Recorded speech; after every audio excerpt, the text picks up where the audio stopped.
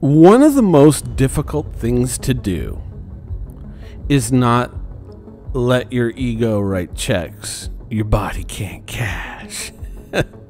It's not to let your ego run away with you. And so some of you who think that you're going to be dealing with a certain type of video, the quote-unquote I told you so Minion Soldier video, which I've already seen the comments regarding, and we're not going to be going down that route. I mean it's obvious, but once again, but what we're going to be doing is we're going to be looking at what CIG is saying here. We're going to be kind of pulling it apart. We're going to be taking it apart piece by piece, and I'm going to be showing you, hopefully, where CIG is making their mistake, where their fundamental foundational error lies, and why this is causing such a problem that they feel that they need to address it in this way, and all the knock-on effects that this is going to have in Star Citizen.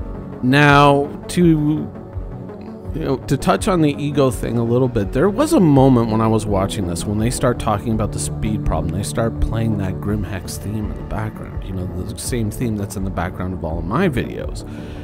And I felt like this was almost like the time when they were kind of doing the post-mortem on hover modes, and Dave Coulson was basically repeating all the talking points that I had given verbatim on why this wasn't working and why it didn't work. And I don't know, like I kind of felt like a little bit like I was watching one of my own videos in the middle of watching this CIG video. I know, bit of a stretch, but that's when I kind of went like, oh no, that's got to be my ego kicking in. But it was a bit of a strange moment. Anyways, let's get going.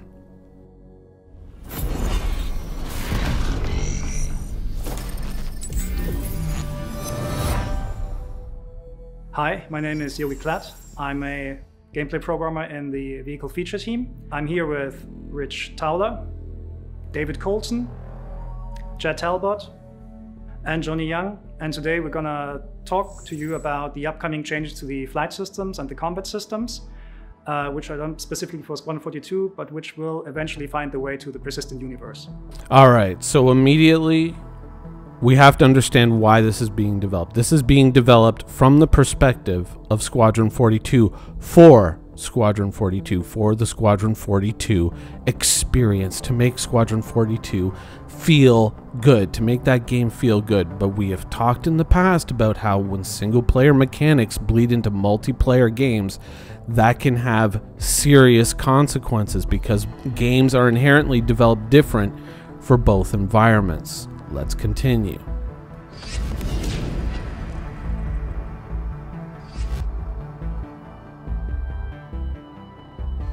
We want to define ship roles for the game because every role in itself and every ship can offer unique gameplay opportunities for individual players. Now keep in mind, when he's talking about defining ship roles, he's not talking about, just brackets words next to the ship, like this is an interdictor, this is a miner, this is a thing.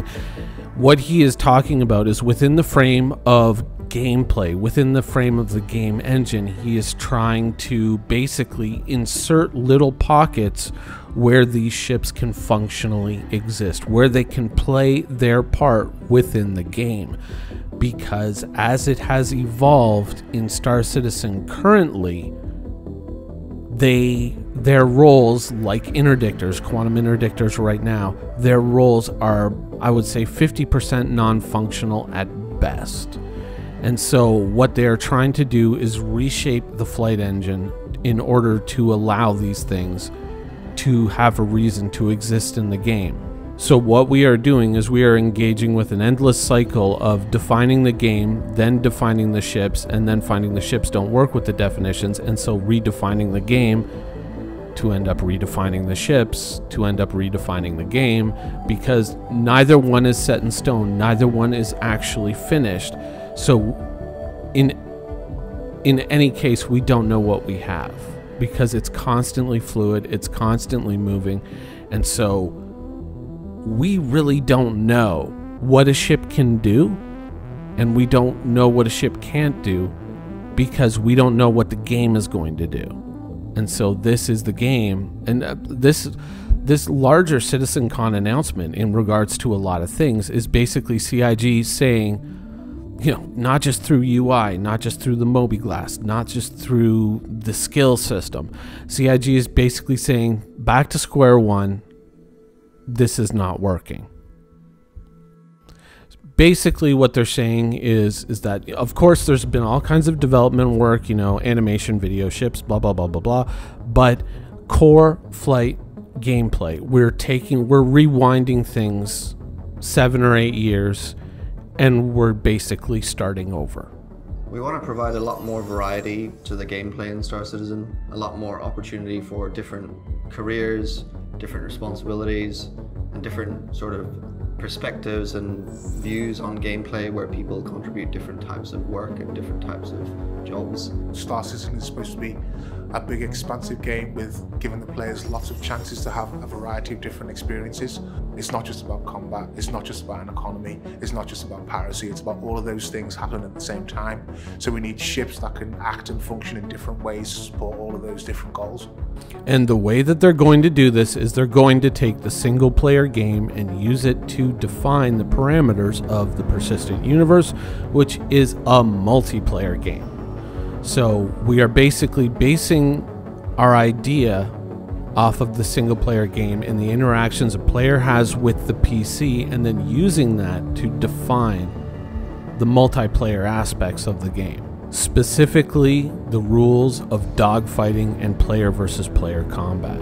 In trying to figure out these roles and define what they are and make the gameplay for them, we've started very heavily leaning toward combat, mostly because combat is a mechanic that is very widely applicable throughout the game, and the principles behind it apply to various other roles in the game. We've been working away in the S42 branch, and this has really allowed us to isolate these ships. So we're kind of broken it down into archetypes, and it's really allowed us to kind of break down what these ships do.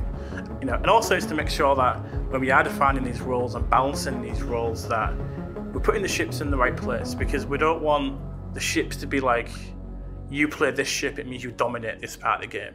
That there's always got to be plus and minuses so the balance is right. So there's still some crossover between the ships. So just picking one type of ship just isn't, you know, isn't just a win. So overall, admirable goal. You don't want there to be a meta. You don't want your players to feel that they are being forced into playing a certain ship class if they want to be successful. That's your goal, that's your ambition, that's your dream, and so that's why you're doing this. You're redefining combat and you're slowing things down. Now, of course, we could simply say, oh, you're slowing things down, so you're just making it easier for turn fighters. But later on in the video, they do talk about the fact that they are going to be rebalancing not just the basic ship mechanics, but the ships themselves. So if you're sitting there and rubbing your hands and going, ooh, the age of the Gladius has arrived, you know, no one will be able to run away from me ever again. That's not what they're saying. What they're basically saying is the foundations upon which you define the Gladius are moving. You know, those values are changing. And so there's going to be some positive effects, sure, for the Gladius, but there could also be some deeply negative ones. We have already defined several ship roles, and they're usually known as light, medium, and heavy fighters. Light fighters for us are fighters which are very dominant in the area of 1 versus 1 PvP combat. But there come with a downside, because obviously the light, which means the materials chosen on the ship, are probably not the strongest. So it's more about the attack. It's more about trying to outposition and get in there and attack and get out of the situation. Heavy fighters are kind of the opposite. They're not supposed to be really good at 1 versus 1, but they excel at N versus N engagements, so when we have group battles. Medium fighters for us, internally we call multi-role fighters, because they have a lot of hard points, so they have a lot of loadout flexibility. So a player can tune them to the role whatever they want, but they will never reach the performance of dedicated ships. A lot of the medium fighters sometimes come with a turret as well, so they've got that additional gameplay of the turret, which is aimed to kind of counter the lack of maneuverability that their ships have. So we've looked at all of the basic types of combat ships. They're going to go on to racing ships, but that's not relevant really to this discussion. That's an entire different can of worms and not really my area. But we'll kind of we'll listen to that, but it's not really relevant to what we're saying here immediately. So we've kind of defined the roles of the ships. We've kind of defined the arenas that we want them to exist in, We have defined the rules, the parameters which we want you to play within. We are basically saying, this is how it's supposed to be used, and this is how you should use it. Keep that in mind, that we are making the choice for you how this is going to work, and we are defining it within certain performance envelopes. We are making these choices for you. We are forcing you into this path.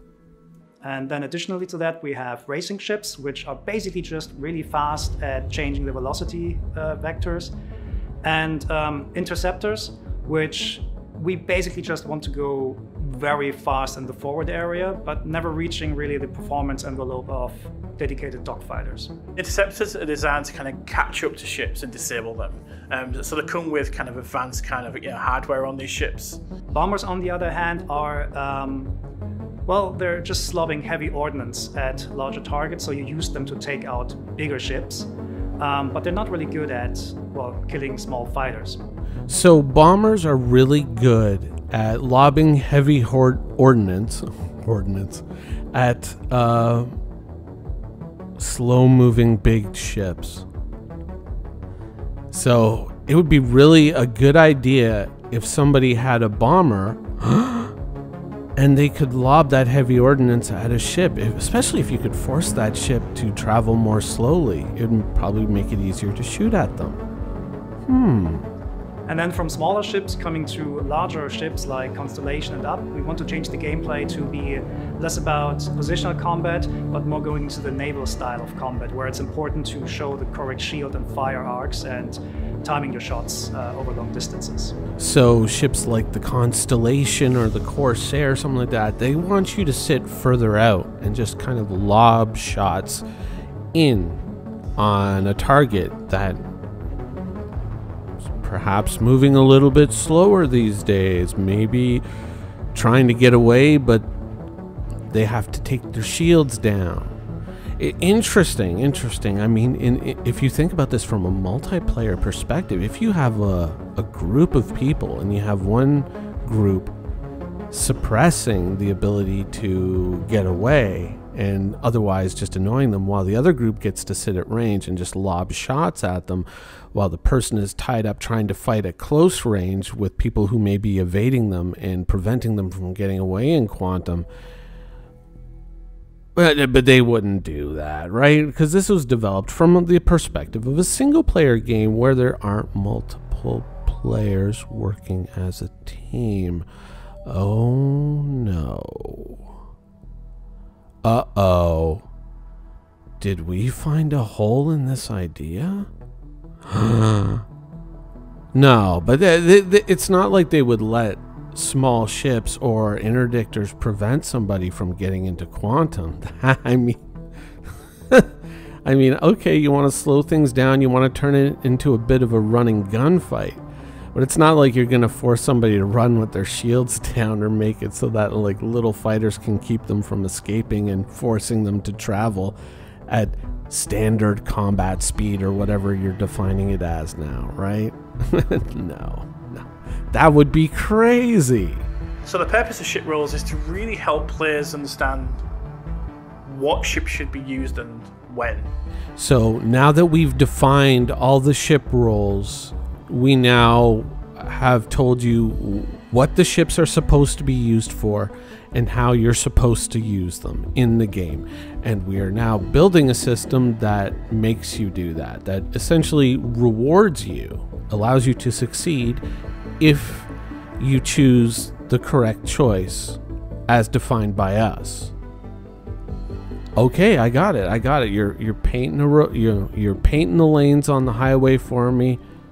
I got it. I understand. You're making my choice for me. Fantastic. Okay.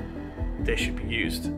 And it's really about delivering on those kind of gameplay promises that we've been talking about over the past, kind of several years. Several. If every ship is the same, it's not fun. But if we have dedicated ships with dedicated pros and cons, then we can create very exciting combat environments. In such a way as to reinforce the gameplay of our single-player game. And the biggest challenge we see in order to get that gameplay we want is the current speed that we have in combat. It's a subject we've talked about many, many times in the past. And it's something we've tried many things with. We've tried limiting things at speed, we've tried adjusting handling at speed, we've tried so many things to kind of manage the negative impact of speed on combat. When ships are going fast in combat, they usually just end up very far apart, which is not very interesting, and it just devolves into jousting very quickly, which is also not very interesting. The second you create a longer distance between you and a target, your angular requirements to maneuver to that target are just extremely small. And this is a very obvious math reason why high-speed combat is kind of the opposite of what we want to achieve, meaning meaningful and effective positional maneuvering. We want the combat to be closer and to be more turn-oriented, so rotations should matter more than just flat speed. Having very high speeds that are pretty much the same between all ship classes negates a lot of the opportunity for smaller ships to flex different types of gameplay. Another big issue with the speeds in combat is it's very hard to keep players engaged in the combat because players can move so far so quickly in such a short space of time. It's quite hard to keep a track on your opponent. So you might think, oh, why don't we just make the ship slower and call it a day? Well, we can't do that. The main reason we can't just make everything slower is the size of the Star Citizen world. We've got huge planets where we need to go from the planet's surface up into space. We need to transverse between different systems. So essentially we can't have just low speeds all of the time. And there it is. There it is. There is the problem. There is the problem that we have talked about for years. I mean, honestly, with the same music playing in the background, the Grimhex theme and whatnot, I feel like I'm watching one of my own videos, except instead of me saying the words, it's CIG saying the words that I have said over and over and over again for years. It's quite an experience. There's a massive universe out there to explore, there's planets to explore, and the feelings we want to capture with the speed, we still want an element of danger that you can still go too fast in lots of situations. We have tried an awful lot over the past few years with what are called soft speed caps, where there is no speed cap on ships, but we encourage gameplay to occur at a lower speed. But it doesn't really work because the advantages of flying fast in terms of defense is just better. We've tried to encourage you not to play your way, but to play our way, the right way. But you weren't doing it. So now we're making that choice for you, and we're redefining the system to perform the right way, our way, versus your way. This is the choice that we are making for you. Okay? This is the choice that we are making for you. So since the last year, the focus of Vehicle Feature Team shifted very heavily towards Squadron 42 and nailing down the flight and space combat experience for it. And I'm very proud to say that we finally found a really good working solution that we're going to show today. So the main idea is to simply not have combat and long-range travel at the same time. So we're splitting these gameplay experiences. This will be done by a thing which is called master modes. A master mode is a thing that is globally applied to your ship. So basically what we're doing is we are separating combat and travel speeds into two separate modes that you will have to toggle in between. And we're doing this because in our experience playing our single player game, this has led to an uneven combat experience, and we don't like it because it doesn't really allow for the roles that we want ships to fill in. We want these ships to exist within these boxes and to work within these parameters. Unfortunately, the game that we built really didn't define that way because of a whole host of reasons that we've already listed. And so now we are basically changing that in order to benefit our single player game. And all of our knowledge is based off of extrapolating from our single player game. And we have two of them. We have SCM, which is now relabeled as standard control mode, and QCM or QM for quantum mode. The idea is that between these two modes we can constrain the speeds in combat and also get all of the maneuvering, like high speed maneuvering and traversal mechanics that we had before, but in these distinct modes that are integrated with lore and integrated with the ship functions, such that there's costs and payoffs for being in each of the two modes. So let's start with standard control mode and what this means. So this is the mode that we intend to be the functional mode of the ship, whether it's combat or mining or any of these kind of core kind of things the ship does. We want the player to do these things in this mode. We want the player to do these things in this mode. We want you to play the game within these parameters when you're doing this. This is how we have made the choice. We are making you play the game. We are now pushing you into this envelope and you have to exist within it. And what this does is it reduces the speed of the ship, but it also enables the shield to be turned on. And obviously the intent behind this is where you do your combat. It's where the guns are on, the missiles can be armed and fired, and all the kind of operational things the ship does operates within this mode. The speeds that you can reach in SCM are somewhat limited, somewhere between 200 and 300 meters per second, tuning pending. But this is basically the hard cap, which you cannot not really exceed. You can slightly exceed this by using boost, but you cannot maintain any velocity beyond that SCM limit for a longer period of time. Here is the box. We have now defined the box. Here are the walls. Stay within them. You can dip your toes out of the box here and there, just a little bit. But essentially, here is the box. Stay inside this box. So we're thinking of this as some kind of energy management system, so you can go a little bit faster with a little bit more accelerations when you need to, but you know that it is a limited resource and you should use it carefully. Specifically, the boost space is interesting for space combat because that boost space is not spheric as it was before. You can boost the fastest if you're going forward on a straight line, and you have a lot of debuffs when you're trying to boost backwards. That alone gets us a lot of interesting maneuvering space and variation in the day-to-day dogfight maneuvering, so to speak. Important that you don't have your quantum drive available in this mode. The idea is that quantum is restrained to the quantum traversal mode. So you can stay here and you can dogfight at these speeds, but while you are dogfighting, while you are in this optimal envelope that we have defined for you, where you are existing in a combat environment, you cannot use your quantum drive to escape if things aren't kind of going your way. Pluses or minuses, we'll talk about this, but essentially, once you engage in this combat mode, it's going to be very difficult for you to get away. The second mode is quantum control mode, or QCM or QM. What this mode does is it unlocks your maximum velocity that your ship can reach. So when you were limited before to 200 to 300 meters per second, now you can go to 1200, 1400 meters per second, whatever your ship allows you. During the development of the quantum mode, we realized we needed something that was a little bit more kind of about traveling large distances, but not the distances that you need to, speed up your quantum drive and travel across the universe. So we've created this feature called Quantum Boost, which is available in the quantum mode, and you can access it at any point. So at any point you want to kind of boost towards your location that you're kind of looking at, but it's just too far away.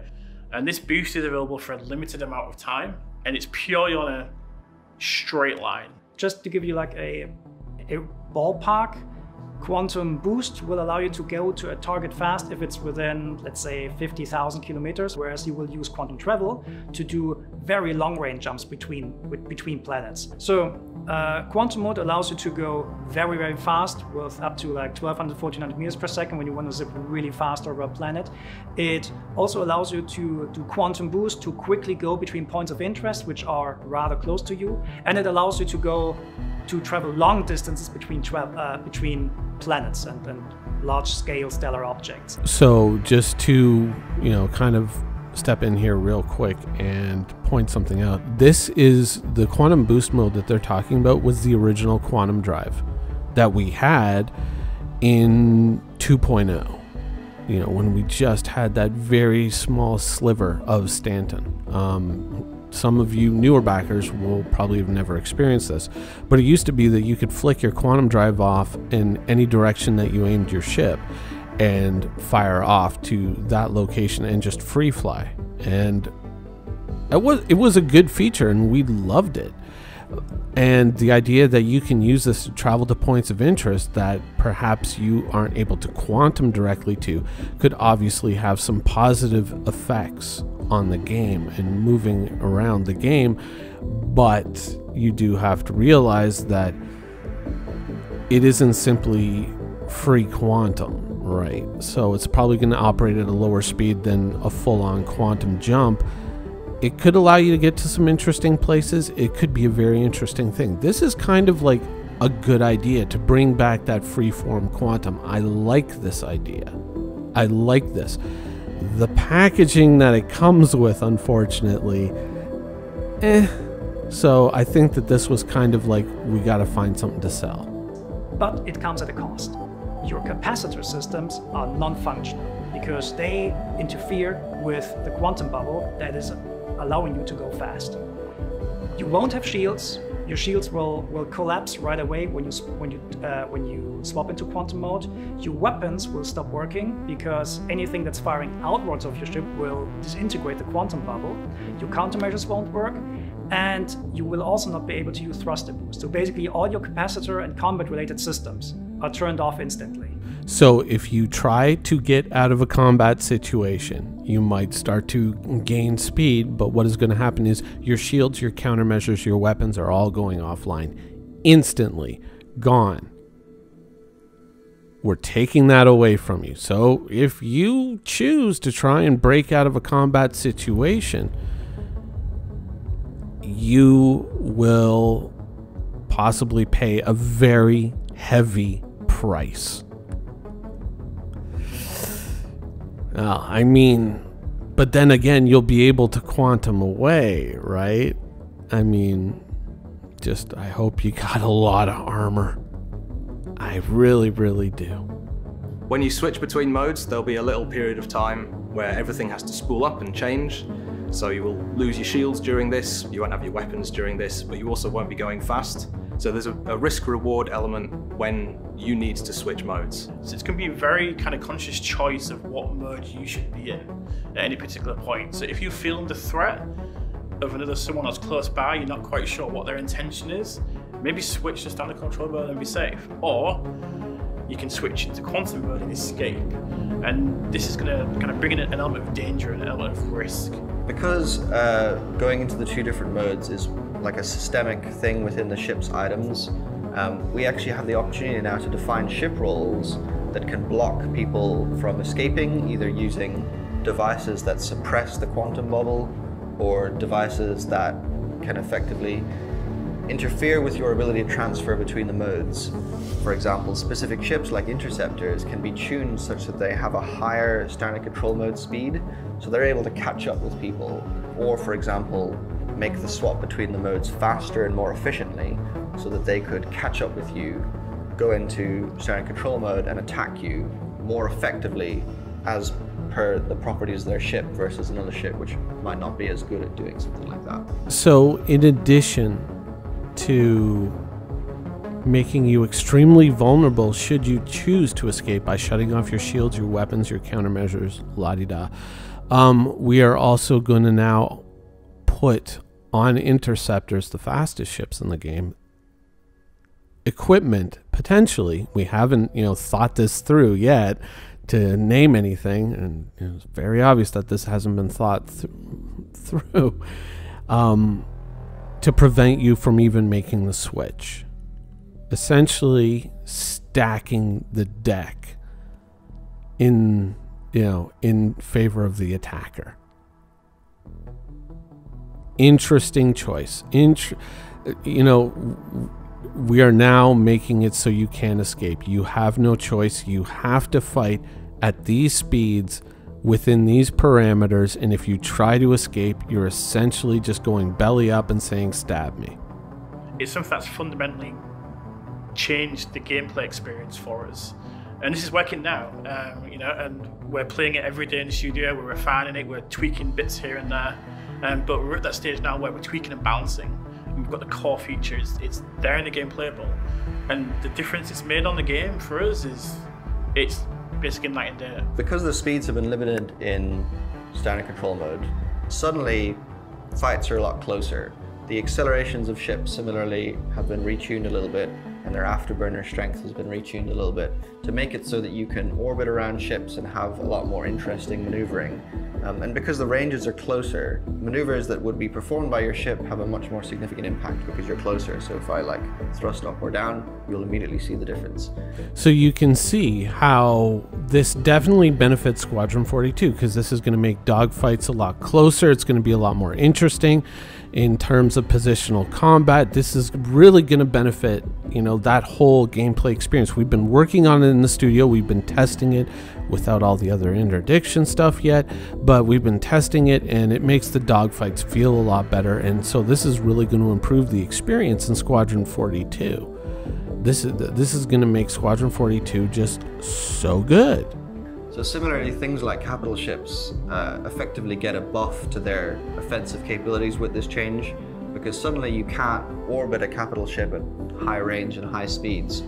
You have to get a lot closer, which will make the turrets much more effective at shooting you. Turrets become more important, and working as a group to attack capital ships is more important than it has been before. This is a really exciting change because it allows us to keep the combat speeds relatively low, where we know that the gameplay is better for that, while also keeping the point-to-point travel speeds as high as they should be for PU. Playing with Master Modes in Squadron 42 has been a lot of fun, simply because it's changed the entire combat experience. And that, in the end, is really what this is about. It's about making the single-player game combat experience better. And that isn't a bad goal. Let me say this. That is not a bad goal. That is not a bad thing. I'm not sitting here and saying we should just ditch everything to do with Squadron 42 and change everything to make Squadron 42 crappy. But what I am saying is you have to understand that this is the starting point of what they're doing. Is they're trying to make the Squadron 42 experience, the single player game experience, better. And they are doing that. They are achieving that with this system. They have set out they have set a goal, and they have achieved that goal. However, this is developed from the viewpoint of making Squadron 42 better, and then they're not really thinking about how these dominoes will fall once you get to the persistent universe, which is a multiplayer game experience. Before, you'd find that you were fighting at a huge distance. Now you find that you're in really tight, close combat with the other players. I think the biggest part of this is going to be when we have the larger ships interacting with the smaller ships. Once we can have battles with big capital ships and smaller ships, we'll have brought something to the Star Citizen world that I don't think has come out before, and I think it'll make a massive improvement to the game. Having made these changes to implement master modes and rebalancing all of the ship speeds, we'll finally be able to define ship roles in the way that we've always wanted, and to bring a lot more variety to the gameplay that we haven't had before. So it's been a really long journey here, obviously, because you've been a part of this journey. And we've tried many different things over the time to try and really create the experience we want. But the reality is, from us, it came down to what it always does in Star Citizen, which is creating choice. I'm sorry, did he just say that he's creating a choice? I mean, we've literally spent all this time talking about all the new constraints, all the new ways that we're going to kind of force you to kind of go down this route. The route that will make Squadron 42 a better game, admitted.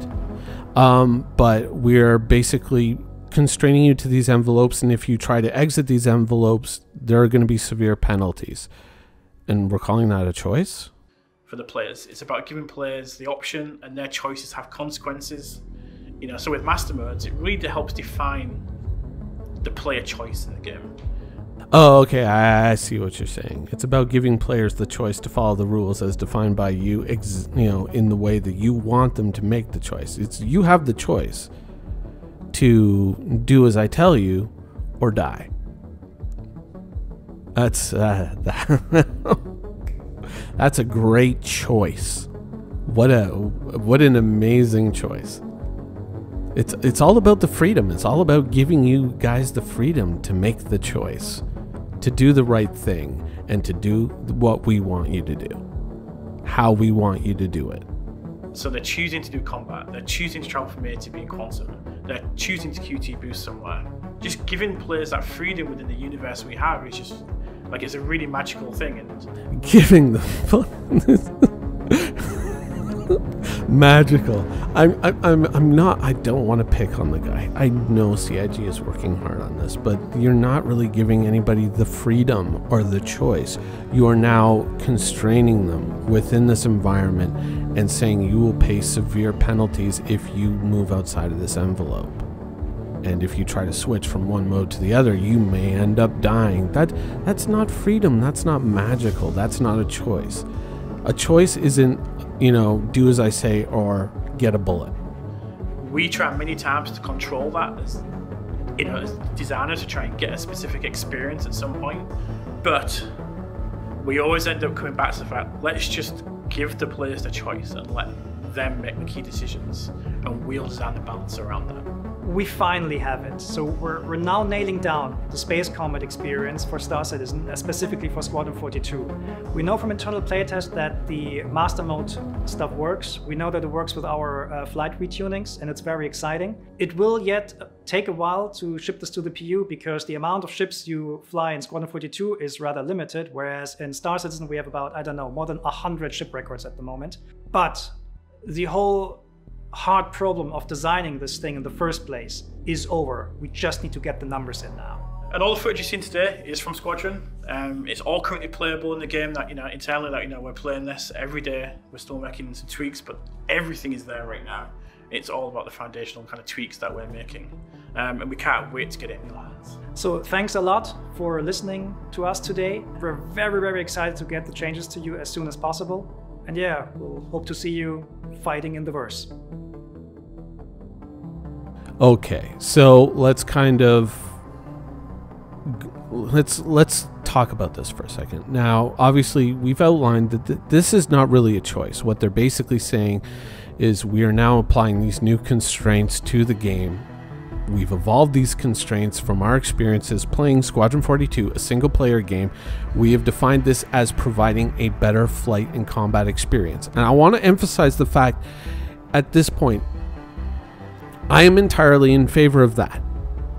I am 100% in favor of making the dogfighting experience better. If it's better at lower speeds, all right, good. That's fantastic. That is a noble goal, and yes, you have achieved it potentially with this.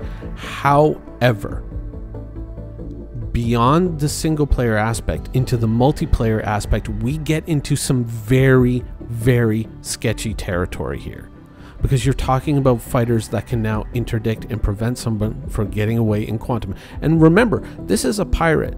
This is a pirate talking about this.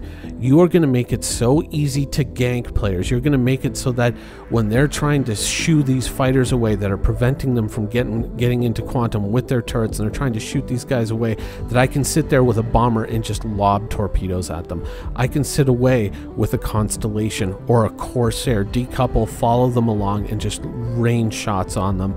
And basically creating an environment where if you drop your shields, even if you can get that fighter off of you, if you drop your shields to go into Quantum mode to get away, all of the ordnance that's coming your way is now not going to have to worry about getting past your shields. You will no longer have countermeasures, and you will no longer have weapons to defend yourself while you try to make this final stretch to get away. What this is I understand the goal that you are going for, and it is a noble goal, and it is a good goal to aim for, but that transitioning That transitioning mechanic essentially makes this a ganker's dream come true. This is a ganker's wet dream, because anybody taking off with cargo from a location and trying to travel away with this, whether it's from a space station or whether it's from the surface of a planet or a moon, is now going to be extremely vulnerable. Extremely vulnerable to attack. And you're selling this as it's a choice, but the victim, the player who is going to be attacked by a group, not a single player, a group of players, and they are going to have no choice. They are going to be pinned down and destroyed, and they're going to have no way to escape it. The more organized the attackers are, the easier it's going to be. That is the problem with this system. It's not the fact that you're trying to slow ships down. I am in favor of that. Yes, I'm in favor of it. The one who would sit there and say, if you have these high speeds, a larger ship can decouple and bring all weapons to bear on you. I am in favor of this. I want to, like, the lower combat speeds, I want to go on the record and say, I am in favor of this. The Corsair guy is in favor of the lower combat speeds. 100%. 100%. Clip this. Save it. I am in favor of this. But the interdiction applications and the fact that you would have to switch modes and make your ship so vulnerable during the escape phase is not a good idea. This is bad implementation. You're trying to force the combat. You're trying to... It's not about trying to keep the outlaw from getting away from the law enforcement. That's not what this is about. This is going to end up being defined by the outlaws who are now hunting down the players who, when they leave these planetary outposts with their valuable cargo or their mission goods or whatever, and they start to fly away, one fighter can sweep in on them and just hold them there. And while the heavier artillery comes in and just pounds them, you could have 2 or 3 people working in light fighters that will ultimately just harass this guy until the heavy artillery comes in and bashes them. And the heavy artillery can still come in with quantum travel. And they can still use that quantum boost to get in real close. They can sit at a safe location and then just zap in and come in right on top of you and just drop ordnance on you, and you will not be able to escape, because if you turn to fight them, the little guys will start shooting you up. If you turn to fight the little guys, the big guys will just be able to lob torpedoes and laser bolts at you. Like, you will have no choice, and this will be used exclusively for wolf pack tactics, and you will just see people getting destroyed because of this. And this is a pirate saying this to you. If you want to have a game where players can lose their ships, you're talking about skills now and making it so players can go to the gym and lift weights and make their character better, and you want to make it in that game so that that character can die. You want to add all these consequences, but you want to make it this easy, this patently, obviously easy to gank, to group up and to gang up on players and essentially trap them at SCM speed, and then sit there with torpedo ships, with Corsairs, with medium and even heavy ships, and just chase them around and trap them at SCM speed and lob shots on them, while all the little fighters just dance around them and just gleefully prevent them from ever escaping into quantum. And should they have the temerity, the stupidity, just the ridiculous notion to even try to switch into quantum mode to escape and preserve their assets, their shields, their weapons, their countermeasures all go offline. Get real, dude. Get real. It's a ridiculous idea from that perspective. SCM stuff, I'll grant you that. But this idea in terms of, you know, interdiction is entirely out to lunch. Entirely out to lunch and preventing people from escaping. What interdiction should be in Star Citizen. Here it is. You know, very good at telling you what to do and what you're going to do. Here's what interdiction should be. Cargo captain stops on the surface of a moon. Let's say a moon around New Babbitt, or not Microtech. They want to deliver these goods all the way down to ArcCorp. That's a hell of a flight. Pirates know that this person is here picking up this cargo. He's taking off. They go, oh, he's taking off. He's going up into space. He goes, he makes this quantum jump. He is now traveling towards ArcCorp. The pirates follow him into quantum and start chasing him in quantum. If they get close enough, they can start to interdict his quantum drive. Now, the quarry, the person who's being chased, now has the choice to possibly overload their quantum drive and to move faster, hoping to get into that sphere of influence around ArcCorp quickly enough to be in a position where there would be an almost instantaneous police response as soon as they saw the interdiction. Or perhaps even mid-quantum change course and aim towards Lorville and hopefully get there a little bit sooner. But maybe we have an interdiction mechanic where if you're really good with interdictors, you can start to interdict this guy from further out before he can get away. Almost like an Elite Dangerous type system, but a little bit less Elite-esque. I mean, we could fine-tune it, but maybe they can interdict you from further away, but maybe there's also a counterplay if you've got a very good engineer on your ship where they can prevent that from happening or make it take longer to interdict you, giving you more time to get to Lorville. And for that engineer, they can be doing this and they can be managing your power systems, trying to get you just enough power to get there on time, and it becomes a race. It becomes a race, and the closer you get to Lorville, you may not get an instantaneous police response, but you may get a police response quick enough to force the pirates to say, no, by the time the cops get here, it's all over, so let them go. And it becomes a skill play. It becomes skill against skill, and it becomes a lot more difficult for both sides. Not just one side, but for both sides. And that's when I look at this system, that's what I immediately see is this is way too ganktastic. And once again, this is a pirate saying this to you. This is too easy. Too friggin' easy. And you know, if you're developing this from the single player perspective to get that sweet, sweet dogfight magic in Squadron 42 and export that one day, hopefully, to Star Citizen. Admirable goal, 100% support it. But this interdiction shit that you're talking about, you are out to lunch if you think this is a good idea.